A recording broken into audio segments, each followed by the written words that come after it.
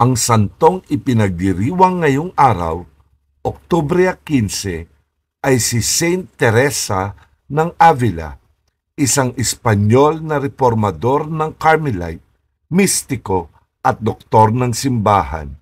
Siya ay pinarangalan para sa kanyang espiritual na mga sulatin at sa kanyang gawaing reforma sa Carmelite Order noong ika-16 na siglo. Bago ako magpatuloy, paki-like, comment, share, and follow ako. Maraming salamat po.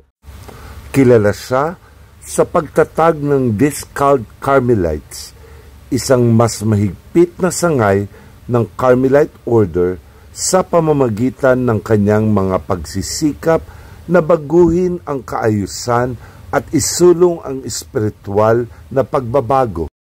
Siya ay tinuturing na isa sa mga nangungunang manunulat sa mental na panalangin at mystical theology.